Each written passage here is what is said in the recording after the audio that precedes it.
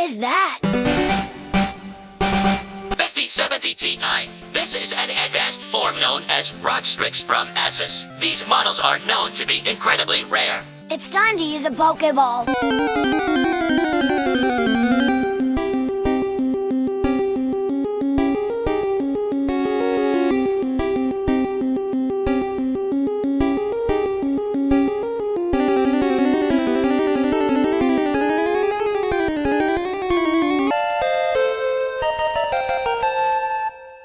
And here we are, the ROG Strix RTX 5070 Ti. Asus completely took me by surprise by sending this card over because I'm working on a special PC building project right now, and Asus said, hey, you know what? We can supply a GPU for it, but I never imagined in my wildest dreams that they would send me over an ROG Strix card. Now, I want to make this abundantly clear. One, this is not a dedicated review, so don't expect that from this video. That is not what this is. I have already done a dedicated 5070 Ti review. The full video is up on the channel with a link to it right now for you in the top right hand corner. There's the title and the thumbnail to that video. Number two, there is no expectation from Asus for me on this card. I am not expected to make any content on this card. Asus has no idea I'm even making this video. I'm making this video so that I can embarrass myself and do fun things like the Pokemon skit in the beginning. So if you want to see me continue to embarrass myself by doing skits like that, drop a like, get subscribed, and let me know in the comment section down below. Now, in addition to that, I've also been getting comments on the channel similar to this one right here. By the way, where is the Strix 5070 Ti? I just can't find it anywhere. And look, I do my best to read all of my comments. It is getting to a point to where I can't really keep up with all the comments, but still, when I do see comments, especially like that, where somebody is asking for a product that I have in my possession, I'll take the time to do what I can to at least make some type of content on it, just so you can have more information on it. Because right now, if you try to look up the 5070 Ti ROG Strix, you're not going to find much information about it. You can't buy it anywhere. The closest I've found so far is that Newegg has this card listed, but it is completely out of stock. You can't even find pricing information on it. Asus's official GPU store doesn't even have a buy option or any pricing information on this card. So I think this card is in that weird area where, you know, it's not under embargo or anything like that, and it exists. It's here clearly,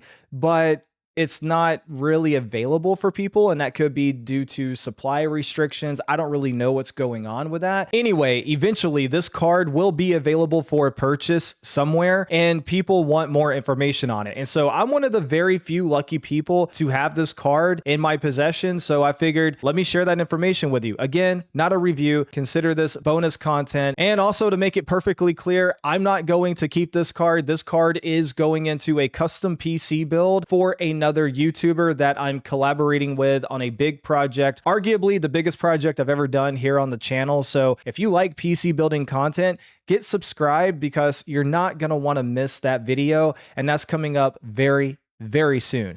All right, let me tell you very quickly about the ROG Strix 5070 Ti OC edition. Okay, according to Asus's official website, there will be two different versions of this card, the ROG Strix 5070 Ti and the ROG Strix 5070 Ti OC edition. Very similar to other models like the Tough Gaming model, Asus will offer an OC version and a non-OC version. And now, speaking of the Tough Gaming OC, let's go back to my dedicated review on the 5070 Ti because that review was on the Tough Gaming OC. Basically, the ROG Strix OC has everything the 5070 Ti Tough Gaming OC has and a little bit more on top of it. The easiest way to break it down is like this. All the partner cards, whether if it's MSI, Gigabyte, Zotac, Asus, you name it, they pretty much all offer multiple different tiers of their cards. And so typically you have an entry-level model or a more budget-friendly model. This is the model that tries to get as close as possible to the MSRP. And then you may have a model above that that is a little bit more tricked out with extra lighting or features or an overclock or something, and it does cost more. And then on top of that, you'll have an all-out balls to the wall model, and that's where the Strix comes in. Okay, so for Asus, for example, you would have the Prime model. That is going to be your entry-level model. There's no RGB lighting or anything like that. And then you have the Tough Gaming, which does offer RGB lighting, but it's very minimum. And then you have the ROG Strix model, which is completely decked out, right? I mean, it looks the best. It definitely looks the most premium, it feels the most premium for sure, and the RGB is over the top, and some people like that, some people don't like it, and that's why you have all the different options to choose from, like the Prime or the Tough or the ROG Strix. Now, the ROG Strix this generation caps out at the 5070 Ti series. The moment you go into the 5080 or 5090, the Strix falls off and it now becomes the ROG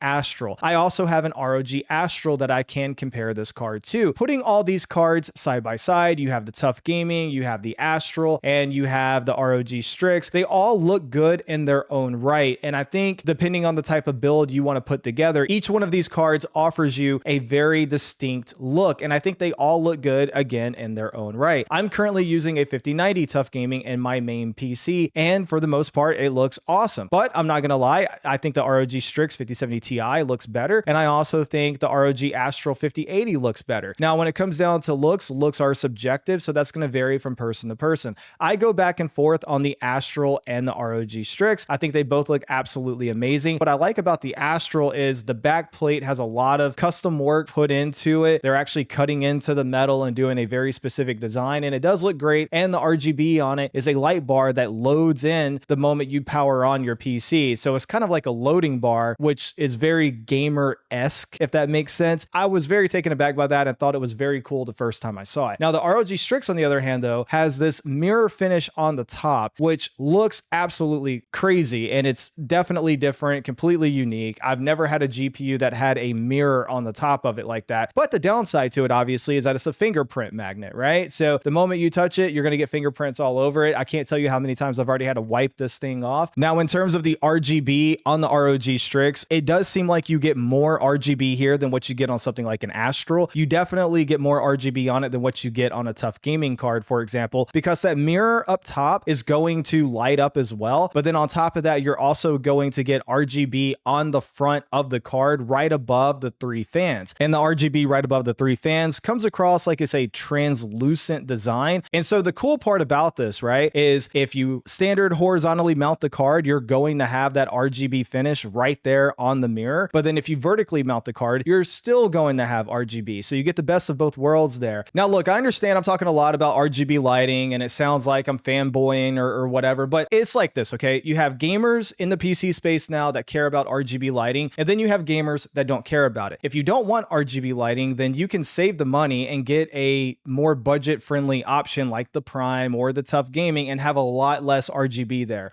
Or if you want the clock speeds and the extra features with something like the Astral or the Strix, then you can go into Armory Crate and simply turn off the RGB lighting. But look, the short version is that is the beauty of PC gaming and PC building. Options, choices. The choice is yours. You can do what you want. You can mix and match and customize and all the good things. So that's awesome. Anyway, look, the ROG Strix 5070 Ti, in my opinion, is absolutely gorgeous. The card looks phenomenal. I was honestly taken aback whenever I first unboxed it and put it on my test bench because I wasn't expecting it to look quite that nice. Anyway, I digress. That's enough about the looks, the aesthetics, and RGB. Let's move on to other things. So again, not a review, so I'm just going to quickly go down the list and say, hey, this is what you get with the ROG Strix for the people who are interested. Once again, you get 3 Axial Tech fans with dual ball bearings, and this card also offers a 0 dB mode. Once the card falls below 50C, the fans stop spinning, and once the card gets above 55C, the fans start spinning once again. Also, you do get 2 HDMI 2.1B ports here and 3 DisplayPort 2.1B ports. You still get the same dual BIOS options, so you have a performance mode and a quiet mode, and out of the box, the card is in performance mode. You also have a metal backplate. The backplate is vented. The card also features a vapor chamber and a phase change GPU thermal pad, which is something we've seen on a lot of Asus cards this generation. And finally, this card features the red LED light to let you know if your 12-volt high power connector is not properly plugged in. And now 2 areas that I noticed that there is a difference here for the Strix in favor of the Strix over something like the Tough Gaming OC. And again, this is outside of looks and RGB and all of that stuff. The Strix is advertised to have more AI tops in the AI performance category over the Tough Gaming OC, at least according to Asus's official website when I compare these 2 cards. I'm going to be honest, I didn't realize that was even allowed. I thought all 5070 Ti's had to have the same amount of tops, but apparently not. So yeah, do with that what you will. I guess if you're buying the card to do some AI related things, the Strix will be better than the Tough Gaming. The other thing here is that you will notice that Asus offers advertised clock speeds in the sense of default clock speeds and overclock clock speeds. And to my understanding, what this means is that out of the box, they're saying as a minimum guarantee, this is what we guarantee on this card. From that standpoint, the Strix is a better clocker than the Tough Gaming, and it should be, especially for the price. No, I don't know the price, but we know the price will be more expensive because it's, you know, in a league above the Tough Gaming, so to speak. So that makes sense. However, I want to just put a big fat asterisk here and say, look, I've already reviewed the 5070 Ti Tough Gaming OC, and that card is a phenomenal overclocker. And so if you manually overclock the Strix or the Tough Gaming OC, you're going to get well over 3 gigahertz with both of these cards. Totally fine, at least in my experience. But of course, as with all things, you will have run-to-run variants, and then you will have differences in each individual model. So your Tough Gaming model, your Strix model may not clock the same way as mine does. That's just how things work in the PC hardware space.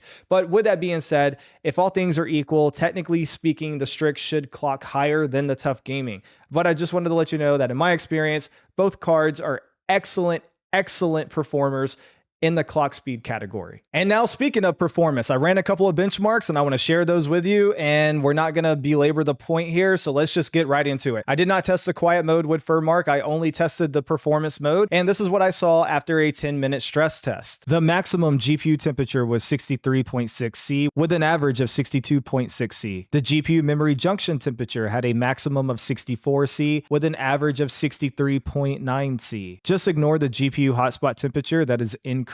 As for the maximum power draw here, we peaked at 320 watts. Please note this particular model is rated to go all the way up to 330 watts. And finally, while under 100% load in performance mode, the GPU fan speed reached a maximum of 1,533 RPM with an average of 1,466 RPM. Next up, let's take a look at gaming performance. On the left is just the default out-of-the-box performance dual BIOS option, and on the right is a manual overclock. This is Call of Duty Black Ops 6. I ran the in-game built-in benchmark. This is native 1440p on the extreme preset. As you can see out of the box, this card is clocking over 2800 megahertz, just under 2900 megahertz, and with my manual overclock, we are peaking over 3200 megahertz. And without my manual overclock, the final average was 106 FPS with a 1% low of 67 FPS. And with my manual overclock, we had a final average of 114 FPS with a 1% low of 70 FPS. And finally, I ran one more benchmark just because. This is Forza Horizon 5 on the extreme preset with everything absolutely maxed out. And this does include built-in ray tracing on the ultimate quality preset. And this is my manual overclock. And as you can see, we're clocking above 3200 megahertz, and our final average was 174 FPS with a minimum of 146 FPS. Forza Horizon 5's built-in benchmark does not report 1% lows. All right, look,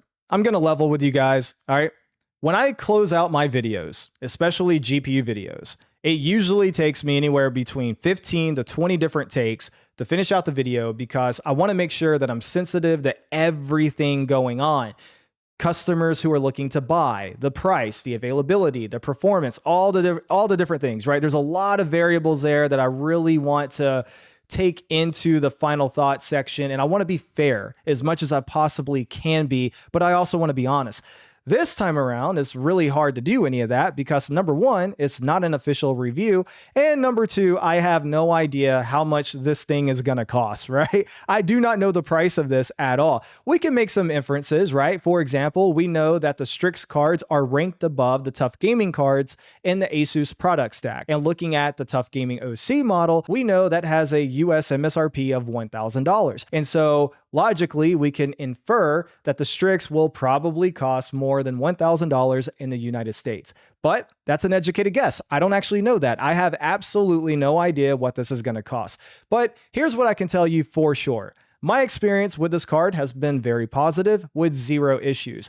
I think this card looks absolutely incredible, and I'm very impressed with how much they put into the design of the card. I really think from an aesthetic standpoint, the Strix might be the card to go with, but the Astral also obviously looks incredible. So I don't want to pretend like it doesn't, right?